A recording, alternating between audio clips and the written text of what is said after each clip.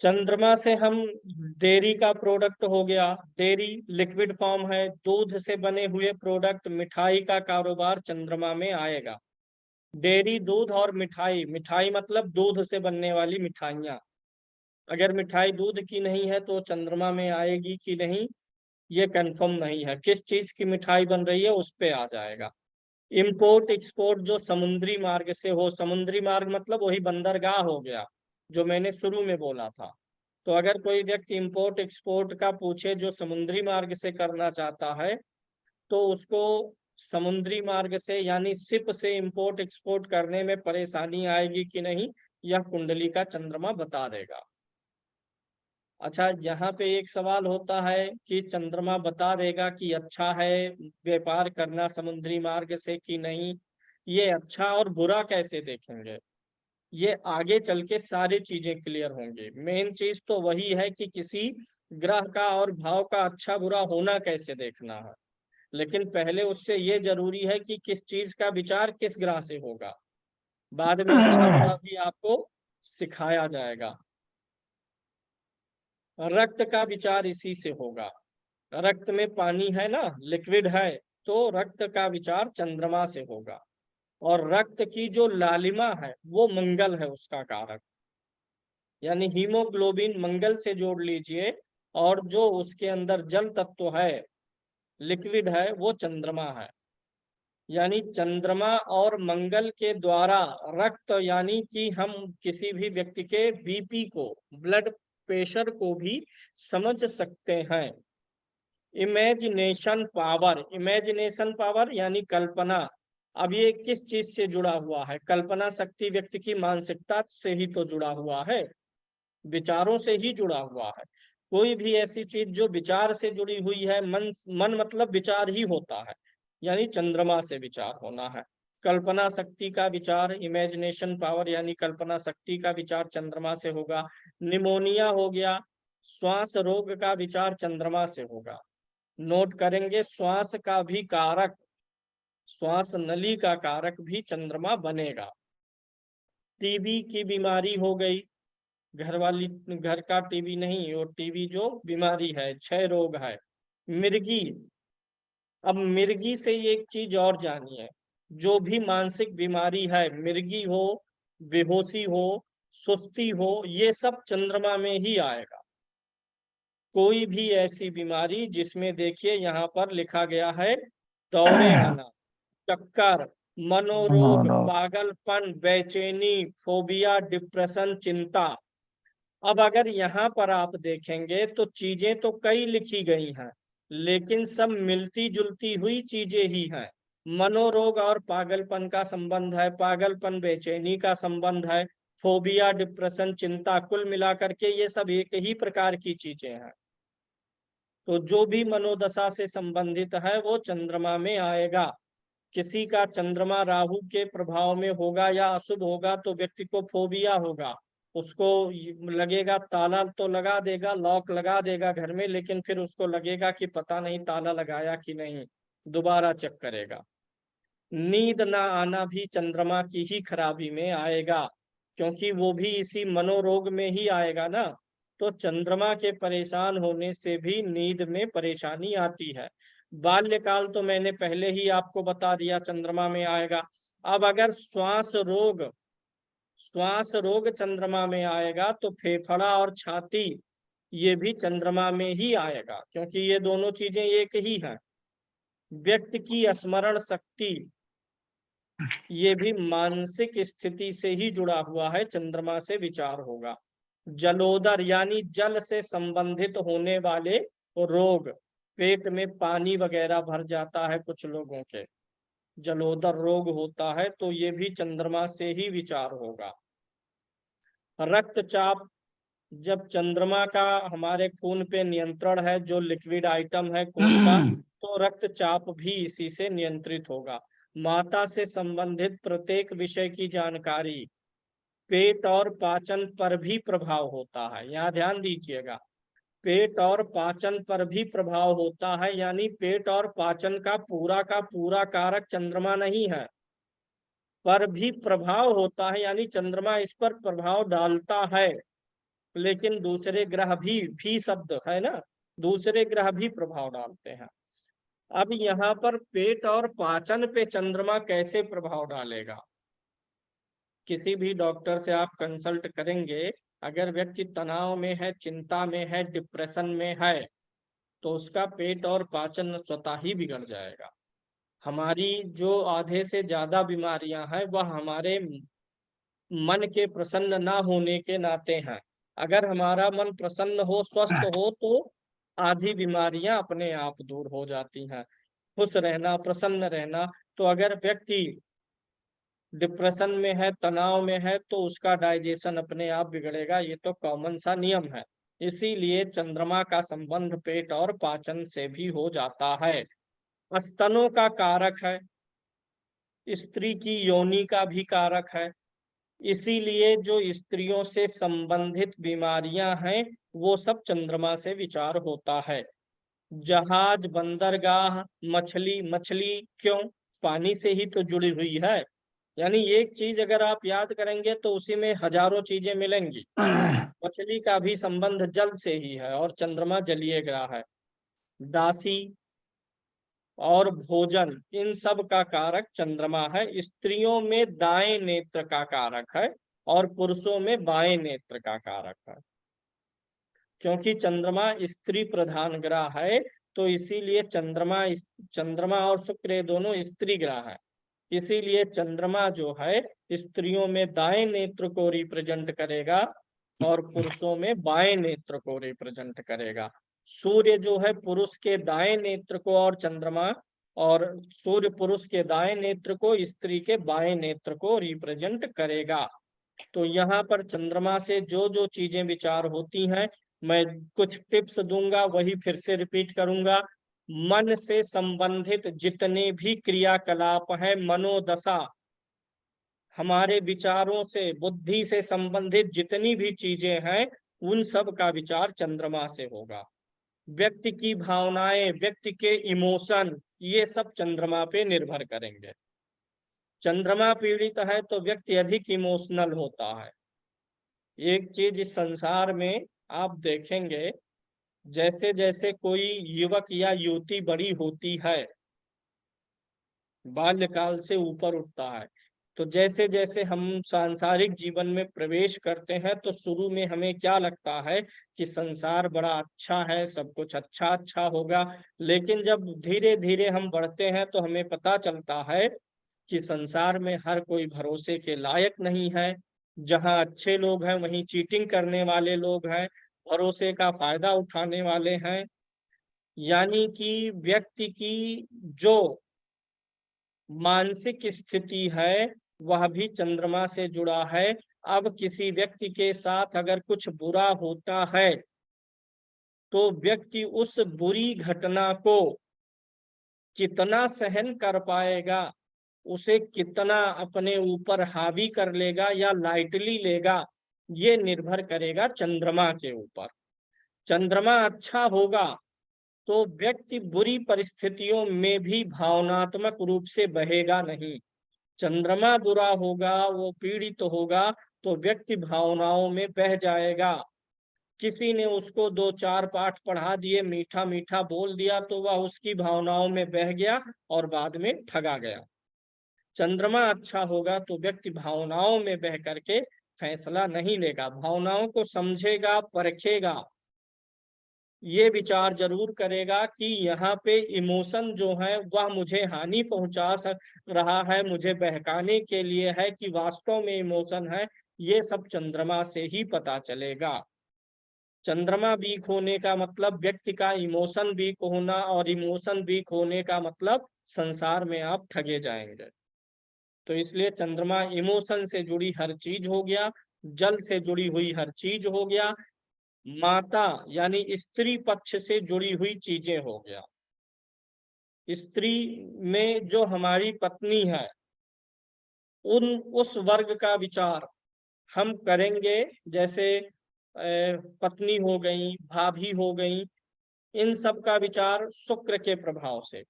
और जो माता, मौसी, माता समान रिश्ते हैं, उन सब का विचार चंद्रमा से। दोनों स्त्री ग्रह है ना, चंद्रमा भी है और शुक्र भी है। तो चंद्रमा अच्छा है तो ऐसे व्यक्ति को माता से, मौसी से, बुआ से, इन सबसे भी अच्छा सहयोग मिलता है। शुक्र अच्छा है तो किसी लेडी फ्रेंड से, अपनी स्त्री से, इन सबसे अच्छा सपोर्ट मिल जाता है। तो ये सब आप लोग अब क्लियर करेंगे चंद्रमा का, और थोड़ा तेजी से चलेंगे सब लोग। एक दिन का समय मिलता है, प्रयास आपको ये करना है कि वीडियोज आपको तो ऑलरेडी मिले हुए हैं, वीडियोज आप कई बार देखिए, इसको पढ़िए, फिर स्वयं से नोट्स बनाइए। ऐसा नहीं सीखना है कि जब 6 महीने बाद, साल भर बाद आपको जरूरत पड़े तो आपको पेज उलट के देखना पड़े, कि किसी ने बंदरगाह का सवाल पूछ लिया तो आपको सोचना पड़े कि अब इसको किस तरह से देखना है।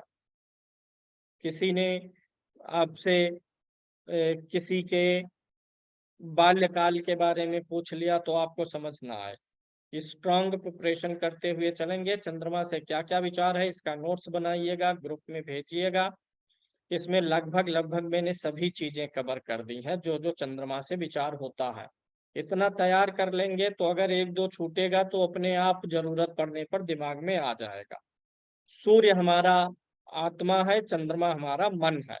मन और आत्मा अगर बलवान होंगे तो व्यक्ति की कुंडली का राजयोग काम करेगा। राजयोग है, धन योग है, दुर्योग है, इन सब का फल किसे भोगना है? हमारे मन और आत्मा को ही भोगना है। पंच महापुरुष राजयोग आप लोगों ने सुना होगा।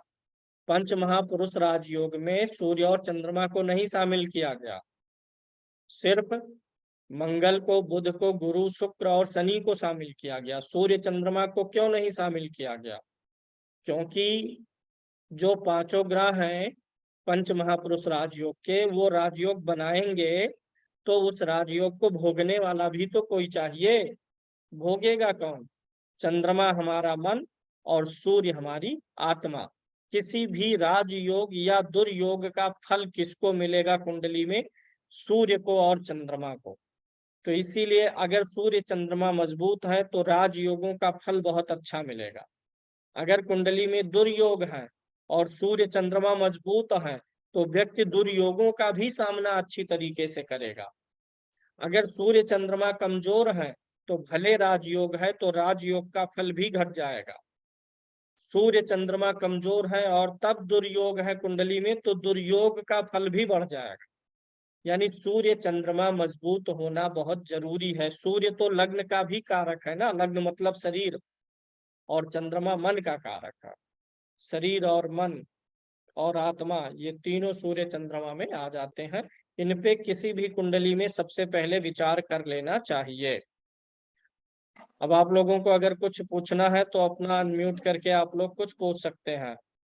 गुरु जी, ये कह रहे सफेद चीज का भी तो विचार करेंगे चंद्रमा से, जैसे चावल हुआ। हाँ, तो सफेद चीज का भी होगा ना गुरु जी? सफेद चीज का विचार चंद्रमा से होगा, चाहे वो सफेद वस्तु हो, चाहे सफेद खाद्य पदार्थ हो।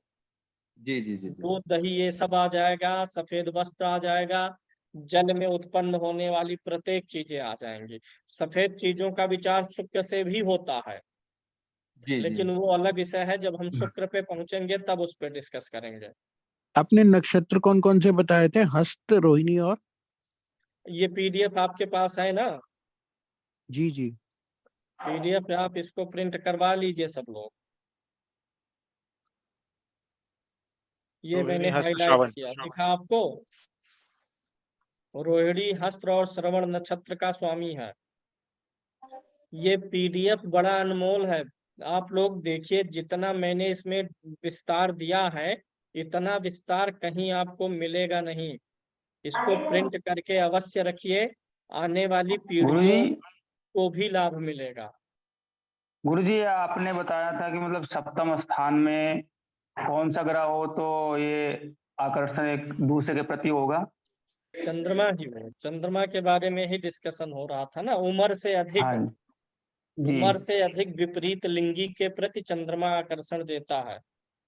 यदि सप्तम में चंद्रमा हो तो? चंद्रमा सप्तम में हो, सप्तमेश के साथ हो, शुक्र के साथ हो। ठीक है गुरुजी।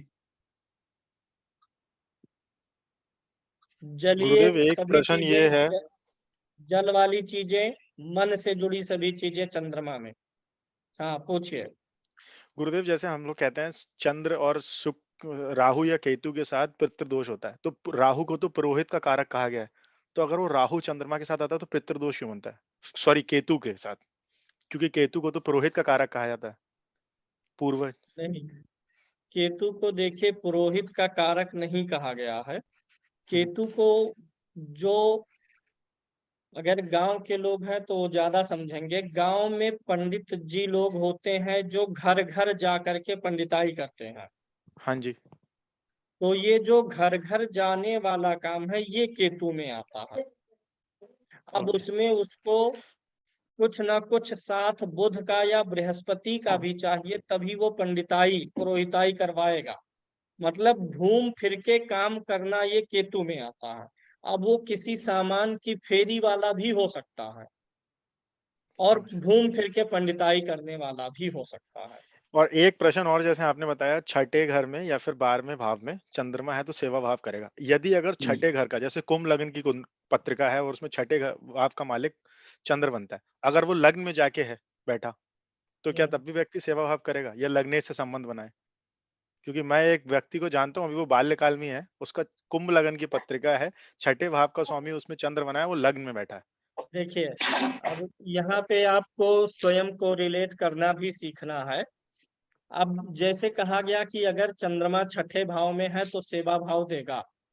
अगर छठे भाव में है तो सेवा भाव दे रहा है, तो छठे भाव का स्वामी होने पर भी यह गुण आएगा ही आएगा।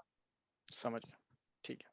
और वो भी लगन में गया है तो आएगा गुरुजी ही आएगा।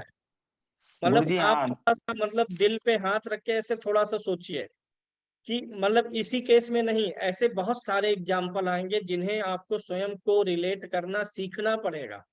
अगर चंद्रमा छठे में है तो सेवा भाव दे रहा है, तो छठे का स्वामी होने पर भी तो छठे का प्रभाव उसके ऊपर आया, कुछ जी कम या ज्यादा तो देगा ही देगा सेवा भाव। गुरुजी जी, मेरी अवश्य। धनु लगन की कुंडली है और चंद्रमा छठे भाव में है, तो मेरा हाँ, भी मतलब ऐसा ही रहता है कि दूसरे का स्वभाव मतलब सेवा भाव रहता जी है।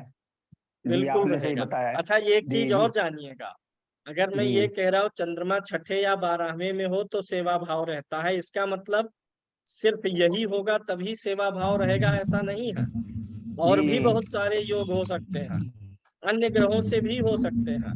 मैंने सिर्फ आज चंद्रमा को इसलिए कहा क्योंकि हमारा विषय चंद्रमा था।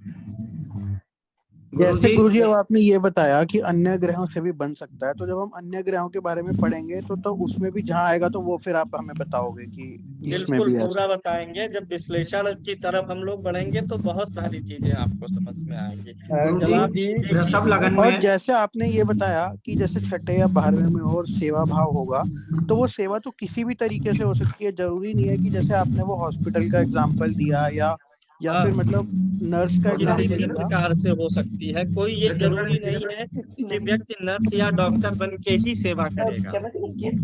किसी भी गुरुजी तरीके से हो वृषभ सकती है। लगन में किसी भी तरीके से हो सकता है उसका प्रोफेशन अलग रहे।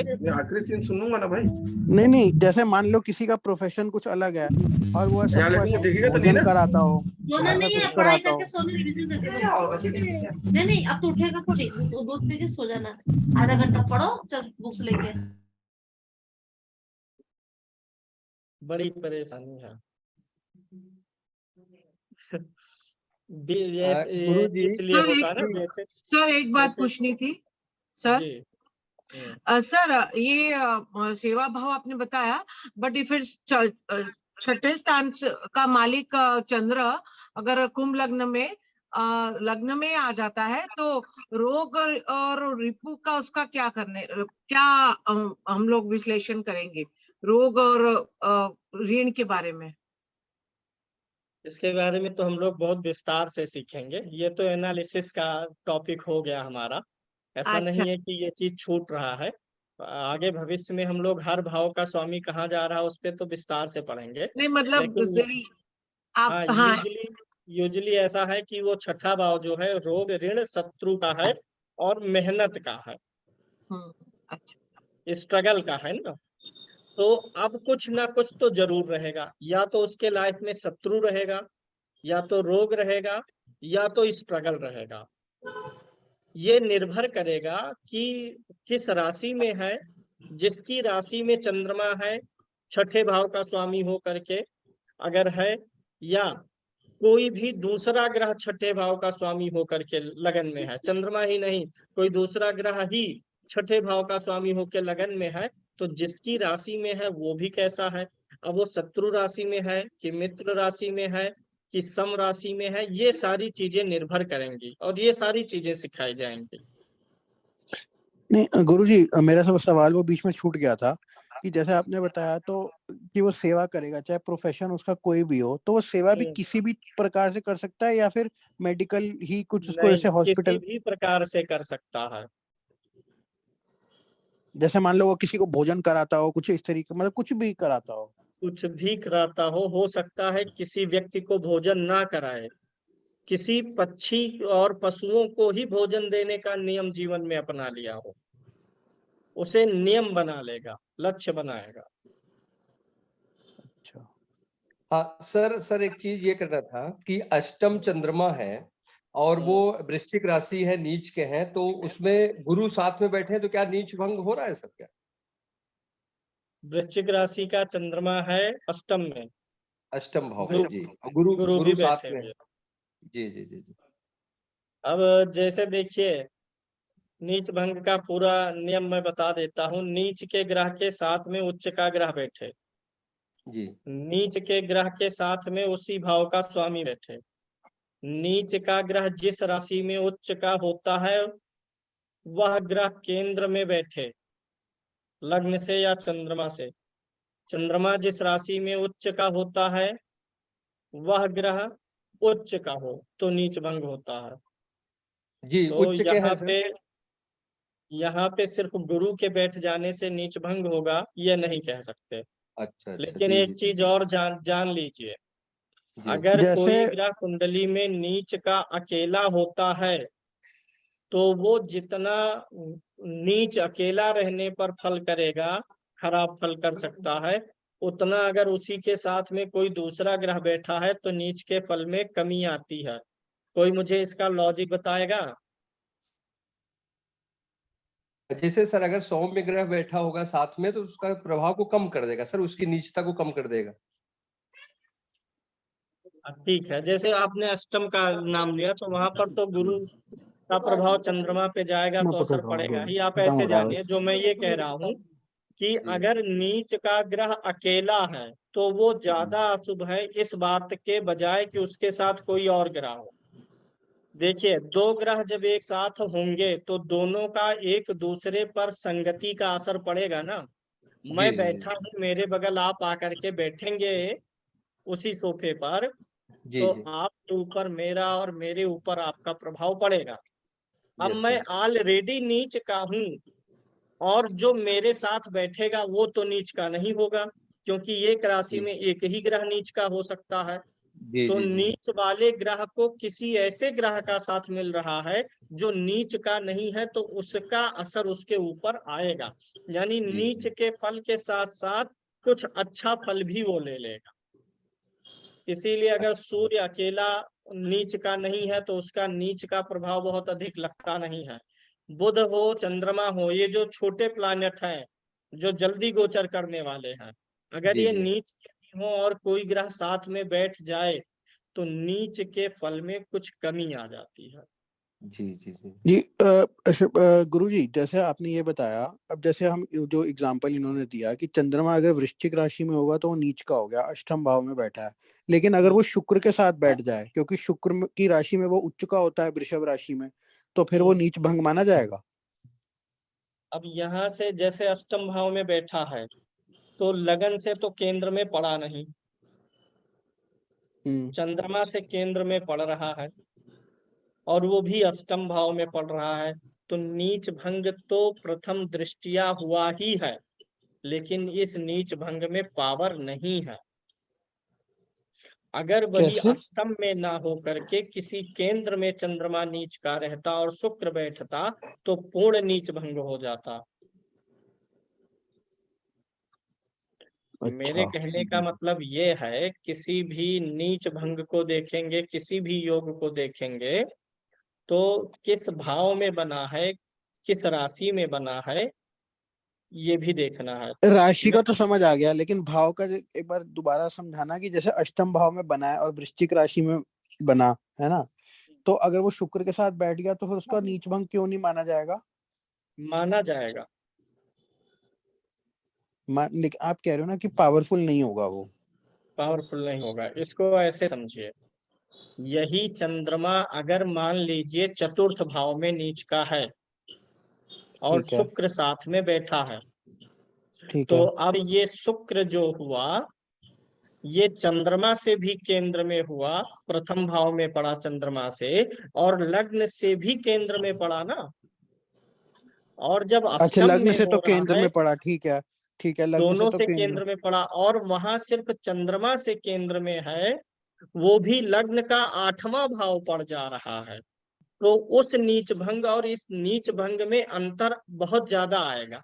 मान लीजिए अष्टम वाला नीच भंग जो बना किसी एक की कुंडली में, किसी में चतुर्थ में बना हुआ है, और जब यही राजयोग फल देना शुरू करेगा तो दोनों के जीवन में बड़ा अंतर रहेगा, क्योंकि अच्छा, एक में मतलब वो आप ये कह रहे हो राजयोग कि जो है कुछ उसको लग्न, जिस भाव में वो बन रहा है वो लग्न से और चंद्रमा से दोनों से केंद्र में होगा, तो वो ज्यादा प्रभाव उसका मिलेगा। दोनों, मतलब वहां पे एडवांटेज मिल रहा है। जैसे कोई एक नंगे पांव रेस लगा रहा है और कोई एक जूता पहन के रेस लगा रहा है, तो जूता पहनने वाले को एडवांटेज पहले ही मिल गया। दूसरा एक उदाहरण समझिए, बुध जो है मीन राशि में नीच का नीच होता का, है, जी, ठीक है। अब ठीक है। बुध के साथ में कौन सा प्लैनेट बैठेगा तो नीच भंग होगा? बुध के साथ अगर क्या बोलते हैं, गुरु बैठ जाएगा। गुरु, गुरु या शुक्र बैठ जाए तो शुक्र, नीच भंग हो शुक्र। जाएगा। चलिए मैं शुक्र मान लेता कैसे? हूँ कि शुक्र कैसे? शुक्र उच्च का होता है ना मीन राशि में। शुक्र उच्च हो जाता है ना हाँ, मीन में। ठीक है, ठीक है, हाँ हाँ। अच्छा अब सर, यहाँ उसी एक कॉन्सेप्ट समझिएगा, मुझे कंप्लीट करने दीजिए। जी जी बुध नीच का हुआ, 2 कुंडलियों में हुआ, एक आपके एक मेरे, और चतुर्थ भाव में है या सप्तम भाव में है, कहीं भी है। बुध नीच का हुआ, उसी के साथ में शुक्र उच्च का बैठा है। मेरी कुंडली में जो शुक्र बुध के साथ बैठा है वो शुक्र अस्त है, और आपकी कुंडली में शुक्र अस्त नहीं है, नीच भंग दोनों में बना।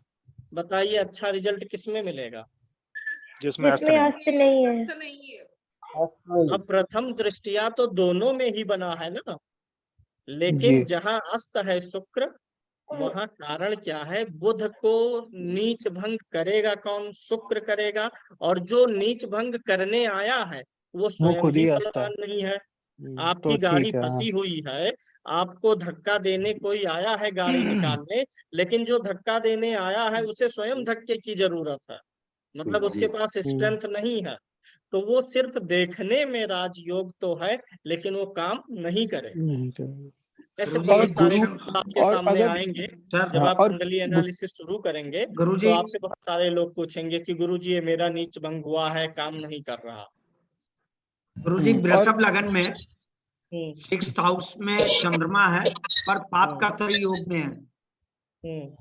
क्या स्थिति होगी? क्योंकि ये कोई सामाजिक कार्य नहीं करता है मेरी नॉलेज के अनुसार, जिसकी ये किस जन्म लगन कुंडली में, किस भाव में?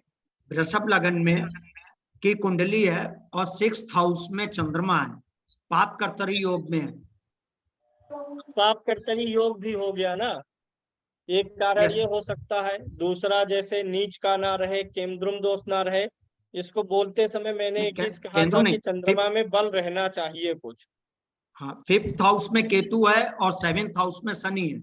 ये भी हो इस सकता है ना कि इसमें डिग्री वाइज वो कमजोर हो चंद्रमा, ये भी हो सकता है उसमें, अगर वो सब छठे भाव छोड़ में। दीजिए। हाँ चंद्रमा सा डिग्री वाइज एक डिग्री का है केवल। डायबिटीज का मैंने पेशेंट हो सकता है ये। का भी देखेंगे।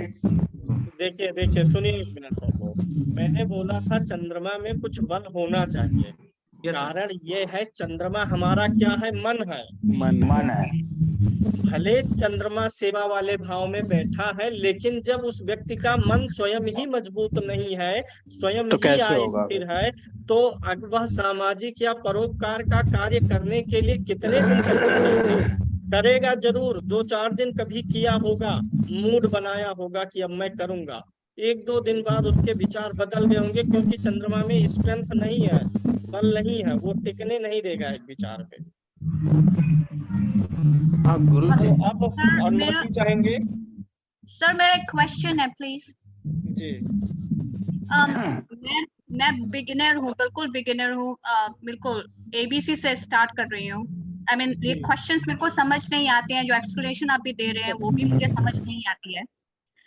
तो मुझे ये लगता है कि अगर मेरे जैसा कोई और बिगिनर है और उसकी भी यही स्थिति है जो मेरी है, तो उसकी क्या गाइडेंस है कि मैं इस चीज को किस तरीके से सुनूं या समझूं? बिकॉज मेरे को कुछ नहीं समझ में आ रहा है अभी, जो भी आप क्वेश्चन आंसर हो रहा है।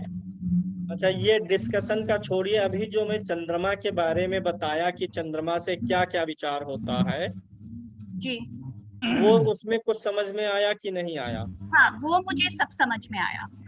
तो सर बस ये आप डिस्कशन के वजह से हमें भी तो आप कंफ्यूजन हो रहा अपना ये जो डिस्कशन हो रहे हैं इस पे बहुत परेशान ना होइए। ये तो जैसे सब लोग सीख रहे हैं, थोड़ा नॉलेज है तो थोड़ा इंटरटेनमेंट के लिए और थोड़ा कुछ एडवांस मिलता रहे, इसके लिए हम लोग डिस्कस कर रहे हैं। एक समय ऐसा आएगा जब आप भी डिस्कस कर पाएंगी। सिर्फ हम टॉपिक से इसीलिए टॉपिक वाइज चल रहे हैं कि अभी हमने चंद्रमा कवर किया है, अब आगे कल मंगल करेंगे, बुध करेंगे, धीरे धीरे आपको भी समझ में आएगा, ये सभी लोग जान रहे हैं। और दूसरी चीज, आप थोड़ा मेहनत भी और करिएगा, या जो भी बिगिनर एकदम से हैं, नोट्स जरूर बनाइए, लिखिए और ग्रुप में शेयर करिए।